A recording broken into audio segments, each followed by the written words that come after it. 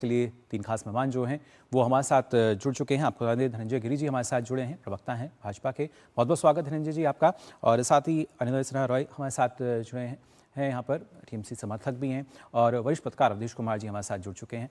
और सबसे पहले यहाँ अगर खासतौर से बात की जाए धनंजय जी, आपसे मैं जानना चाहूँगा, एक मौके की बात लगातार उठ रही है, भय वाला जो माहौल है कैसे वो भरोसे में बदल सकता है। और हालांकि अगर देखा जाए बदलाव की जब हम बात करते हैं तो उसकी बानगी कहा जाता है नज़र आ जाती है। क्या बंगाल में सिलीगुड़ी की आज की भी अगर हम बात करें तो वही स्थिति नज़र आ रही है? देखिए मुकुल जी, सबसे बड़ी बात है कि प्रधानमंत्री नरेंद्र मोदी जी ने अपनी सभाओं में उड़ते उमड़ते हुए जन सैलाब को देख करके स्वयं ही वहां की जनता का आभार प्रकट किया, धन्यवाद प्रकट किया।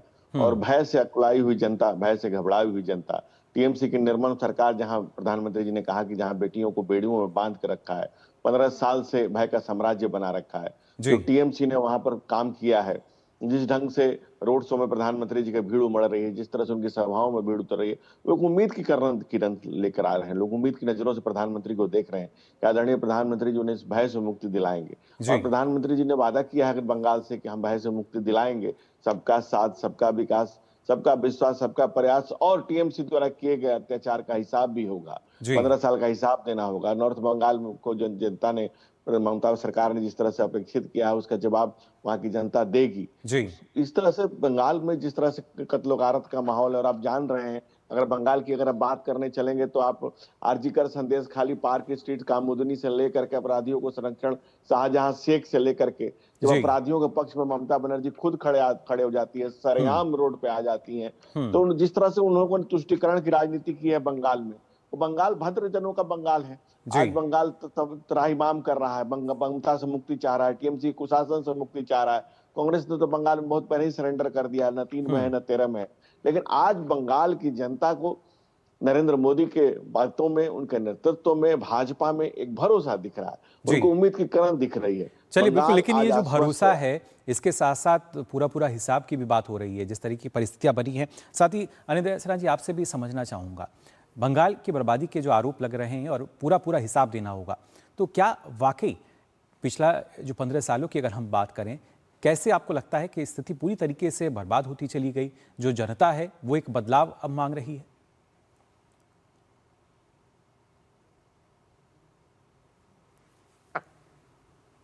जी अच्छा देखिए, बंगाल में 15 साल से तृणमूल कांग्रेस है यहाँ का।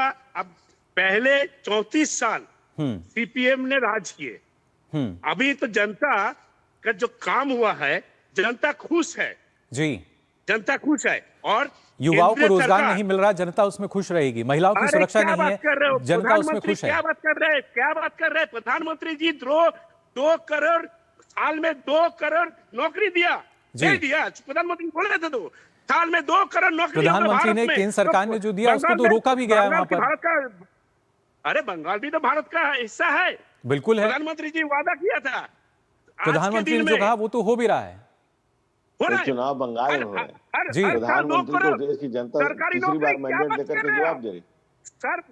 आप आज भी प्रधानमंत्री जी जो बातें किए वो जी विश्वास योग्य नहीं है। यहाँ का आदमी यहाँ का लोग सबको पता है। प्रधानमंत्री जी बोले थे कि नोटबंदी के बाद पूरा भ्रष्टाचार खत्म हो जाएगा, टेररिज्म बंद हो जाएगा। हुआ? और शायद पश्चिम कुछ नहीं बंगाल का हुआ। भ्रष्टाचार खत्म करना चाह और भी रहे हैं एक चीज अब। बताइए, यहाँ का अनिल मनरेगा जी का शायद जो पश्चिम पैसा, बंगाल का भ्रष्टाचार खत्म करना चाहते हैं, इसलिए वो कह भी रहे हैं कि महाजंगल राज की ये दीवार तो जो है वो देखिए, गिरेगी इस पश्चिम बार। बंगाल में एनसीआरबी का रिपोर्ट बोल रहा है, एनसीआरबी का रिपोर्ट बोल रहा है जी West Bengal is the most safest place, जी Calcutta is the most safest city. लेकिन वहां पर किस तरीके से अपराधी बेलगाम घूमते हैं, कानून व्यवस्था एक चरमराती मिनट नजर आती है, मुकुल महिला जी, सुरक्षा जो है अरे वो मुकुल जी, नजर नहीं एनसीआरबी आती। का रिपोर्ट मुकुल कौन जी, बनाता है? जी मुकुल जी, मुकुल जी, मुकुल एनसीआरबी जी, का जी मुकुल रिपोर्ट जी, कौन जी बनाता है? धनंजय जी कुछ कहना एनसीआरबी चाह रहे हैं, अभी आ रहा हूं आपके पास। धनंजय जी कुछ कहना चाह रहे हैं। देखिए, बोलिए। इतनी भी झूठ बोले। कौन सा एनसीआरबी का रिपोर्ट, किस डेट को, कहां एनसीआरबी निकाला, जरा दिखा दीजिए। एनसीआर भी इसलिए बता रहा है कि आपने 7वां वेतन आयोग लागू नहीं किया, इसलिए कि 20 लाख सरकारी कर्मचारियों को नौकरी से वंचित रखा, इसलिए कि 40 लाख युवा पलायन करके, इसलिए कि 6,888 कंपनियां बंगाल छोड़ के चली गई, इसलिए कि 8,000 स्कूल बंद हो गए, इसलिए कि 2023 में 34,738 महिलाओं का अकेले तेजाब कांड हुआ, इसलिए कि 37% महिलाओं पर अत्याचार वहीं होता है, इसलिए कि तीसरे स्थान पर बंगाल है, 24वें स्थान पर आ गया। कौन सा एनसीआरबी का डाटा? ये क्या ममता बनर्जी के घर में एनसीआरबी का डाटा? धीरेन्द्र जी, शायद कत्ल का जो पैसे मंजर आपने अनिरुद्ध जी जो है शायद वहाँ के जो मुद्दे हैं उनको बता भी रहे हैं कि भ्रष्टाचार भी है और खासतौर से अपराध कैसे बढ़ा है। जी जो पैसा, बिल्कुल। एक मिनट, अवधेश जी भी हमारे साथ जुड़े हुए हैं। अवधेश जी, आपसे भी जानना चाहूंगा, बतौर वरिष्ठ पत्रकार आपको किस तरीके से आप देखते हैं 15 वर्ष जो पश्चिम बंगाल की अगर बात की जाए, तमाम अलग अलग मुद्दे निकल कर आते हैं और ऐसे में भी कहीं ना कहीं टीएमसी दम भरती नजर आती है कि तो हमने तो विकास किया है, हमने तो रोजगार दिया है, हम तो सबसे ज्यादा सुरक्षित हैं, लेकिन वहीं से क्यों इस तरह के मामले फिर सामने आते हैं? नहीं, तृणमूल कांग्रेस जो कुछ कह रही है क्या फैक्ट वही है? जी, अगर इतनी ही शांति है तो इस बार ममता बनर्जी जी को कुछ ऐसे काम करने पड़ रहे हैं जो पहले उनको करने की आवश्यकता नहीं थी।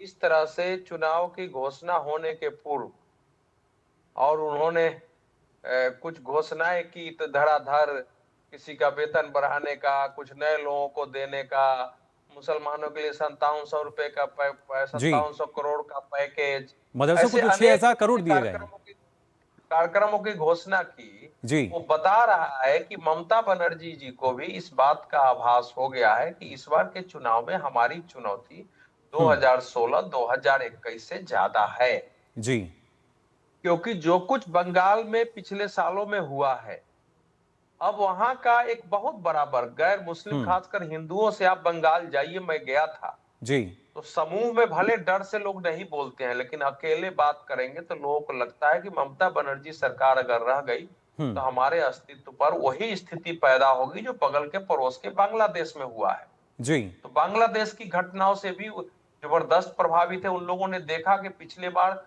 वक्फ कानून के विरोध में विरोध प्रदर्शन, जब मुर्शिदाबाद में किस ढंग से पूरा हिंदुओं के गांव जला दिए गए जी, उनके पानी के टंकी बंद कर दिए गए, तालाब में जहर डाल दिया गया, लोगों भाग के दूसरे जगह लोगों ने शरण ली और ममता बनर्जी कोलकाता में इमामों और मौलवियों के साथ सम्मेलन करते हुए इसका आरोप भाजपा आरएसएस पर लगा रही थी जी। तो ये सब बातें लोगों के मन में है कि ये सबसे दिक्कत वहां आ रही है कि क्या फिर अगर हमने वोट डाल दिया भाजपा को तो हमारी हालत पहले की तो नहीं होगी, कहीं हमको भागना तो नहीं पड़ेगा, मारना तो नहीं, मारे तो नहीं जाएंगे। तो भारतीय जनता पार्टी अगर सत्ता में आएगी, ये विश्वास हो जाए तो इस बार ममता बनर्जी की सत्ता जा सकती है और वही भरोसा शायद जनता कहीं ना कहीं मांग भी रही है। अनिरुद्ध जी, लगातार आप दम भी भर रहे थे कि हम तो सुरक्षित माहौल देते हैं, लेकिन क्या वजह आपको ऐसी लगती है कि जो जनता है, क्योंकि जनता को तो आप झुटला नहीं सकते हैं, जब चुनाव की हम बात कर रहे हैं, एसआईआर की जो प्रक्रिया है वहां पर हमने देखा टीएमसी की जो बौखलाहट है वो नजर आई, गुंडागर्दी तक नजर आई, फिर आप कैसे कह सकते हैं कि यहाँ पे तो सब ठीक है? देखिए मैं बता रहा हूँ, एसआईआर की बात आप पूछ रहे हैं ना जी। अच्छा बोलिए तो लॉजिकल डिस्क्रिपेंसी कहाँ हुआ है बंगाल में? वो क्या होता है? वो क्या होता है? संविधान में है? कुछ नहीं है। अरे भाई सुनिए, संविधान में तो बहुत कुछ है, लेकिन उसको माना कैसे जा रहा है वहां पर? लॉजिकल आदेश पर देश के विजय का नाम बी से नहीं हुआ तो बी हो गया, उसको फाइनल किया, नाम काट दो। अनिरुद्ध जी, संविधान में तो बहुत कुछ है। यहाँ का जनता, ये भारत, देखिए ये भारत हमारा देश है, पश्चिम बंगाल का एसआईआर क्रिश्चियन का है। देखिए, बंगाल तो भारत का ही एक हिस्सा है और रहेगा भी, लेकिन संविधान का भी आप जिक्र कर रहे हैं। धनंजय जी, क्या ये बौखलाहट ही हम मान सकते हैं जो कि यहाँ नजर आ रही है? और खासतौर से विकास की बात कर रहे थे, प्रधानमंत्री ने तो आज सिलीगुड़ी कॉरिडोर का भी जिक्र किया कि कैसे जो टुकड़े टुकड़े गैंग था उसको काटने की बात करता था और उसी के समर्थन में जो टीएमसी है वो नजर आती थी, यानी विकास नहीं चाहते कि वहां पर हो। हम लोग तो विकास चाहते, हम लोग जाति भेद नहीं करना चाहते। चलिए बिल्कुल देखते हैं कैसे विकास वहां हुआ भी है, सब हर किसी ने देखा। जी धनंजय जी।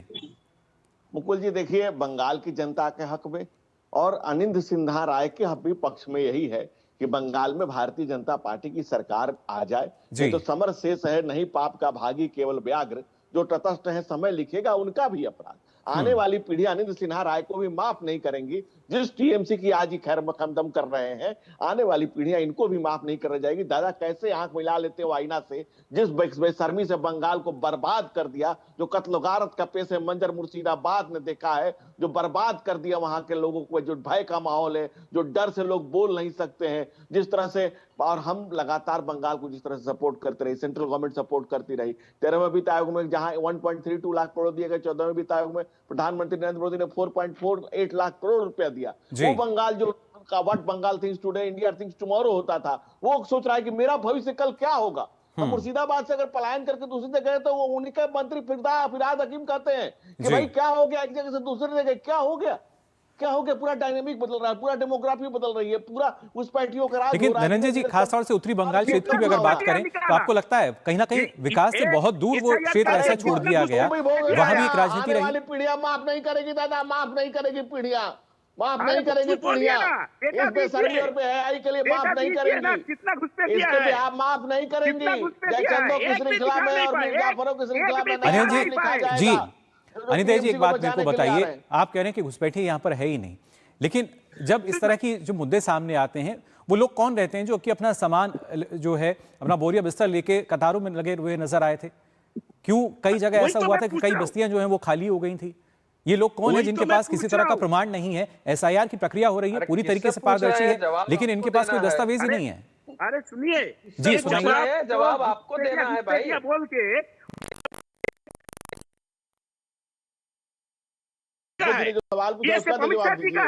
कितना घुसपैठिया आया, कितना घुसपैठिया ममता बनर्जी बोलेंगे, वो ममता बनर्जी बोलेंगे। अनिता जी, ये मेरे को बताइए, आपका कहना है जो पहले वोटर था, होम मिनिस्टर कौन है? अब वो लेकिन वोटर नहीं रहेंगे, ऐसे तो उस पर भी सवाल हो सकता है। वो कौन सा, क्या सिर्फ वोट बैंक के लिए लोग वहां पर आए थे? अरे आ रहा है कैसे, आप बोलिए ना, वो तो बॉर्डर से उसी का तो जवाब आपसे हम मेरी कोशिश कर रहे हैं। अवधेश जी, आपसे जानना चाहूंगा, क्योंकि भारत जिस तरह का देश रहा है, बांग्लादेश की बात की जाए, दूसरे देश की बात की जाए, हम सबकी मदद करते हैं, लेकिन बतौर शरणार्थी अगर कोई रहता है, लेकिन शरणार्थियों को हम अपना वोट बैंक बना लें, उनके जरिए अपनी जीत सुनिश्चित करने का दम भरते रहें, क्या ये सही है? और क्या उसी वजह से अब बौखलाहट जो है वो हमें देखने को मिल रही है? देखिए, एसआईआर के दौरान बांग्लादेश और पश्चिम बंगाल के बॉर्डर पर इतने लोग इकट्ठे थे, टेलीविजन के चैनल पर बोल रहे थे जी, हम बांग्लादेशी हैं, इतने साल पहले आए, यहाँ हमारा आधार कार्ड बना, वोटर कार्ड बना, हमने वोट भी डाला। ये ऐसा नहीं है कि ऑन रिकॉर्ड लोगों ने बोला है। बिल्कुल। और वहां के बॉर्डर सिक्योरिटी फोर्स को कह रहे थे कि हमको उस पार जाने दीजिए। लेकिन अगर मान लीजिए ममता बनर्जी की सरकार, तृणमूल कांग्रेस को और ममता बनर्जी जी और किसी को अगर शर्म नहीं है तो उसका तो कोई उत्तर नहीं है, बेशर्मी का कोई उत्तर नहीं है। एकमात्र यही थे जिसमें सरकार को चला जाना चाहिए था, वहां राष्ट्रपति शासन लागू होना चाहिए था कि आपने अपने राज्य में इनको बसाया, इनको वोटर बनाया, ये खुद खड़ा होकर बोल रहे थे। और आज आप सोचिए, अगर 90 लाख से ज्यादा ऐसे लोगों का फर्जी वोट डाला जा रहा था एसआईआर के अनुसार, जो या तो मर चुके हैं, जो वहां से चले जा चुके हैं, जिनका अस्तित्व ही नहीं था। क्योंकि अब तो सुप्रीम कोर्ट के मॉनिटरिंग में देश के 300 न्यायाधीशों ने मिलकर के अलग अलग जिलों में एसआईआर की सूची को फाइनल किया है। बिल्कुल, पूरी पारदर्शी हम देख सकते हैं। लोग कट रहे तो आज तक के चुनाव किसके वोट से जीत रहे थे? जी, तो समस्या वो आ रही है ना कि 90 लाख जो गए हैं उसमें भाजपा के भी वोटर गए हैं जी, लेकिन फर्जी वोट डलवाने की पश्चिम बंगाल में इस समय तृणमूल के अलावा किसी की हैसियत नहीं है। बिल्कुल अवधेश जी, और शायद उसी वजह से एक फर्जी वोटर्स का सिंडिकेट जो है वो वहां चलता हुआ नजर आता था, और उसी वजह से एक बौखलाहट भी है, और सवाल जो है उसी वजह से यहाँ लगातार सामने भी आ रहे हैं। और बीजेपी इसीलिए कह रही है कि सबका साथ, सबका विकास, और सत्ता में आते ही होगा पूरा हिसाब भी। फिलहाल देखना होगा और किस तरीके से नए राजनीतिक समीकरण जो है वो यहाँ बनते नजर आएंगे। तमाम अलग अलग आरोप प्रत्यारोप नजर आते हैं। फिलहाल आप तीनों का बहुत बहुत शुक्रिया हमारे साथ इस चर्चा में शामिल होने के लिए। बहुत बहुत धन्यवाद।